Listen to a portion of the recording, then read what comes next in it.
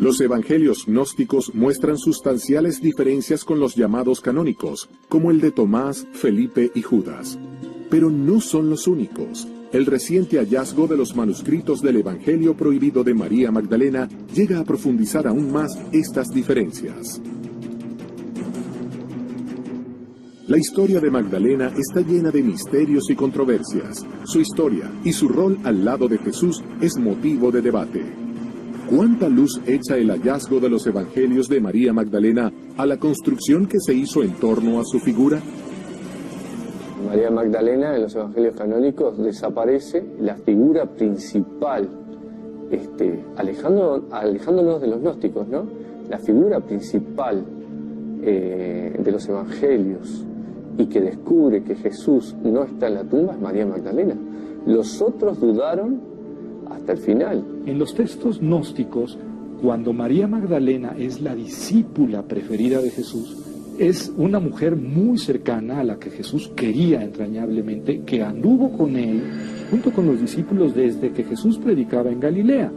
Quiere decir que María estaba acostumbrada al trato cotidiano y directo con Jesús. ¿Cuáles son las palabras del Evangelio de María Magdalena que ordena seguirla por sobre los discípulos? Ha hablado con una mujer sin que lo sepamos y no manifiestamente, de modo que todos debamos volvernos y escucharla. ¿Es que la ha preferido a nosotros? El texto en concreto de María Magdalena es del siglo II, no llega al siglo III. Jesús de Nazaret besa en la boca a María Magdalena, indica de que ella es alguien diferente y que está por arriba de los demás apóstoles. María Magdalena es una de sus elegidas. La persona con la que Jesús, desde el otro mundo, no sabemos, de algún lado, decide contactarse, no con los otros 12, que son los escritores de la Biblia, muchos de ellos, sino con una mujer prostituta que se llama María Magdalena, que es la que da la buena nueva, ¿no? Cosa curiosa. Fíjate qué diferente Jesús, ¿no?, a todo el resto de la Biblia, ¿no?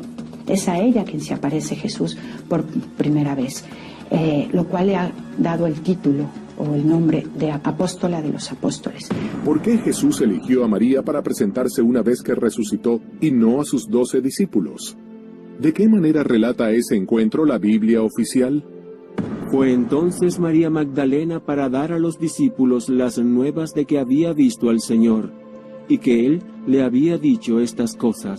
Cuando Magdalena ha dicho que ha visto a Jesús, porque Pedro se burla y dice, esta mujer ha visto a Jesús, pero en una visión, en su imaginación. E incluso es reconvenido por Levi, que le dice, Pedro, siempre has tenido muy mal genio.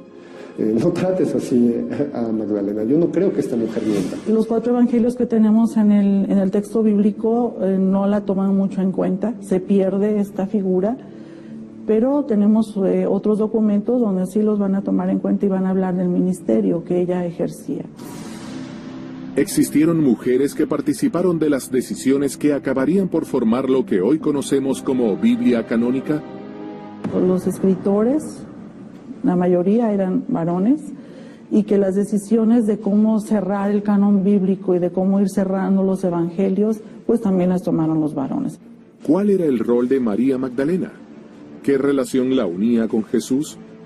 En su evangelio está la respuesta. El evangelio de María Magdalena nos habla de un liderazgo de la mujer. Se reconoce que es un poco gnóstico porque va diciendo, me fue revelando sabiduría, fui conociendo más de él. Entonces, al final de cuentas, lo que habla es de la vida de Jesús desde el punto de vista aparentemente de María Magdalena, pero como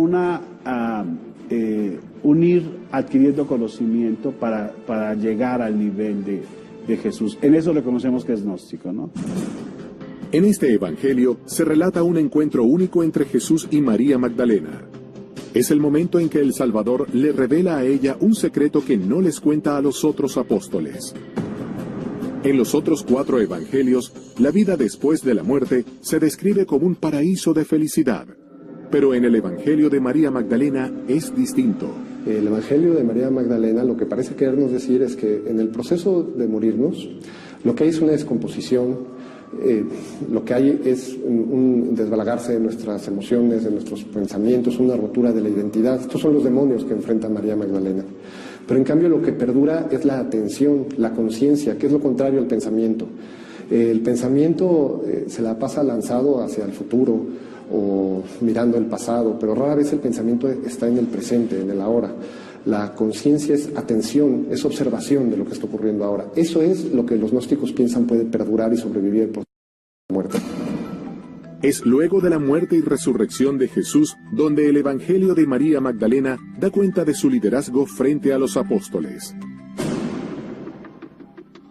Entonces María Magdalena se levantó, los saludó a todos y dijo a sus hermanos: «No lloréis y no os entristezcáis.